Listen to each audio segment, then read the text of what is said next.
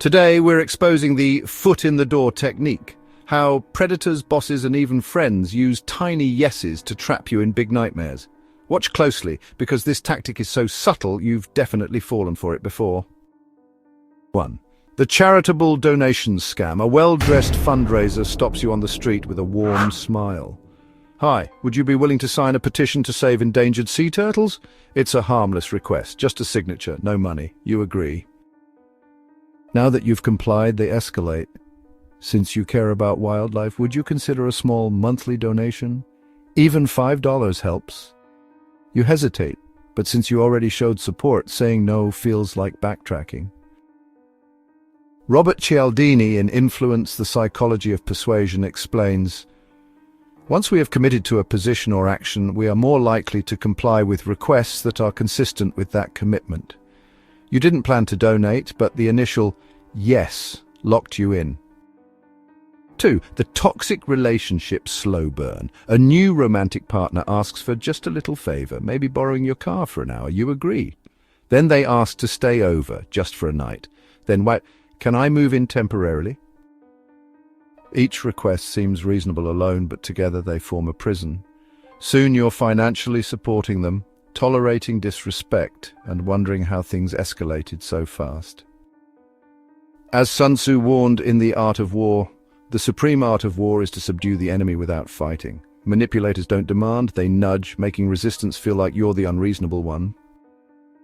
3. The workplace exploitation. Your boss says, "Can you stay just 30 minutes late today? It's urgent." You agree. Next week, "Mind working this weekend? It's a one-time thing." Soon, unpaid overtime becomes expected. By the time you realize you're being exploited, refusing feels like you're failing the team. Karl Marx once observed, "The oppressed are allowed once every few years to decide which particular representatives of the oppressing class are to represent and repress them." In modern terms, once you accept small injustices, systemic exploitation follows. 4. The cult recruitment. A friendly group invites you to a free meditation session. No pressure. Then, they ask you to attend a weekend retreat. Then, to donate whatever you can.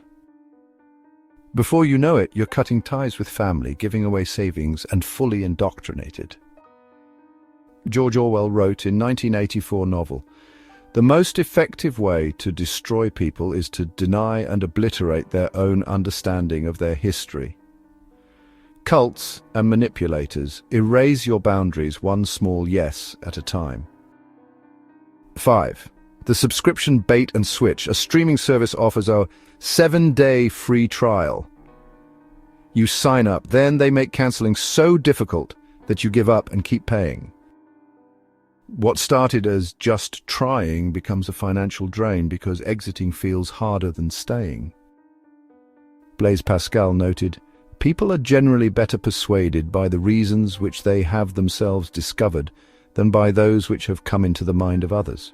Companies exploit our inertia. Once we're in, we rationalize staying." 6. The friendly neighbor who never stops asking. Your neighbor knocks on your door with a smile. "Hey, could I borrow a cup of sugar? I'm baking a cake." Of course you say yes, it's just sugar. A week later, "Mind if I park in your driveway for a day? Mine's getting repaved." Then, "Could you watch my dog this weekend?" Before you know it, they're treating your home like an extension of theirs. Robert Greene wrote in The 48 Laws of Power, "Always say less than necessary. When you're trying to impress people with words, the more you say, the more common you appear. Manipulators don't overwhelm you up front. They ease you in, making resistance feel rude." 7. The free sample that leads to a hard sell. A smiling salesperson in a mall offers you a free skincare sample, no obligation. You take it. Then they ask, "Let me just show you how it works. It'll only take a minute." Now you're seated listening to a 20-minute sales pitch. Suddenly, the free sample comes with a special one-time offer of $200 for a full set. Saying no feels awkward after accepting their gift. Dale Carnegie noted in How to Win Friends and Influence People, "The only way to get the best of an argument is to avoid it." Salespeople avoid resistance by making you feel indebted for their kindness. 8. The trial task that turns into unpaid labor. A potential employer says, "We'd love to see how you work. Just do this small test project. It won't take long." You agree, hoping it'll lead to a job. After submitting the work, they ghost you, or worse, ask for just one more revision. Some companies use this trick to get free labor under the guise of evaluating skills. Maya Angelou once said, "When someone shows you who they are, believe them the first time." But manipulators hide their true intentions behind plausible requests. 9. The just one drink peer pressure trap. You're at a party and a friend says, "Come on, just one drink. You're not going to be that person, are you?" You give in to avoid looking uptight. Now the pressure escalates. One more won't hurt. Soon you're doing shots, regretting your choices, and wondering how you lost control. Friedrich Nietzsche observed, "In heaven, all the interesting people are missing." Social manipulators weaponize FOMO, fear of missing out, to erode your boundaries. 10. The beta test that becomes spyware. A new app invites you to join an exclusive beta test. It asks for minimal permissions at first, just your email. Later updates demand access to your contacts, camera, and location. By then, you're already invested. Uninstalling feels like a hassle. Edward Snowden warned, "Arguing that you don't care about privacy because you have nothing to hide is like saying you don't care about free speech because you have nothing to say." Tech manipulators exploit our laziness. We accept small intrusions until privacy is gone. 11. The "can you proofread this?" That turns into free labor. A co-worker or acquaintance asks, "Hey, you're good with writing. Can you just glance over this email for me?" It's a quick favor, so you agree. Next time it's, "Could you tweak my resume?" Then, "Would you mind drafting this report for me?" Before you know it, you're doing their work while they take credit. Robert Cialdini explains in Persuasion, a request that follows a first, smaller request is more likely to be granted. Once you establish yourself as the helpful one, refusing feels like a betrayal of that identity. 12. The just follow my social media that leads to MLM recruitment. An old friend messages you, "Hey, could you follow my new business page? Just supporting a dream." You click follow, no big deal. Days later, "Since you're following, would you join my free wellness webinar? Then, want to be part of my success team? Only a $99 starter kit." Eric Hoffer wrote in The True Believer, "When people are free to do as they please, they usually imitate each other." Manipulators exploit social proof. Once you engage slightly, they push you toward full commitment. 13. The let's grab coffee that turns into a sales pitch. A LinkedIn connection, messages, "Love your work, let's grab coffee and chat." You assume it's networking and agree. At the meeting, they pivot. "Actually, I'm launching this amazing opportunity." Now you're trapped in a high-pressure sales pitch, feeling rude for leaving. Sun Tzu warned, "All warfare is based on deception."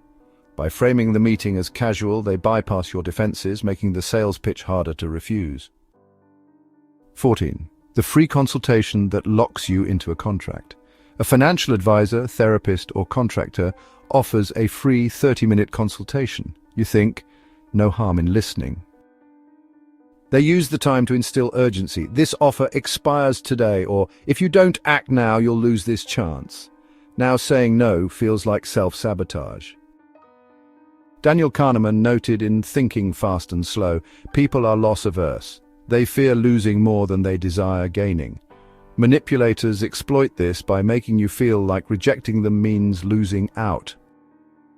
15. The sign this petition that leads to harassment. An activist on the street asks, "Do you care about noble cause? Just a quick signature." You sign, feeling virtuous. Now they have your email or phone number. Soon you're bombarded with donation requests, protests, and guilt trips for not doing more.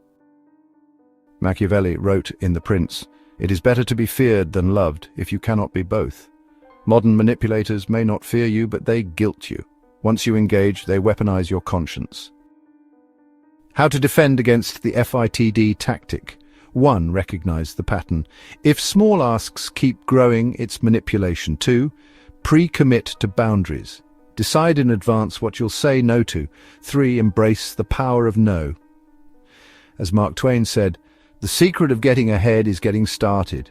The secret of getting started is breaking your complex, overwhelming tasks into small, manageable tasks. As Arthur Schopenhauer once warned, the difficulty is to try and teach the multitude that something can be true and untrue at the same time. Manipulators thrive in this grey area, where a harmless favor today becomes an obligation tomorrow. So where has this happened to you? A job that slowly demanded more? A relationship that escalated into control? The scariest part? These traps work because they feel harmless at first. That's why the only defense is recognizing the pattern before the hook sets. Now that you know, you'll start seeing it everywhere, in ads, friendships, even family. Drop a comment below.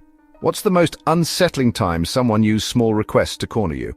And if this opened your eyes, smash that like button and subscribe. We break down manipulation tactics, dark psychology, and how to protect yourself every week. Until next time, stay sharp, because the most dangerous traps don't look like traps. They look like favors.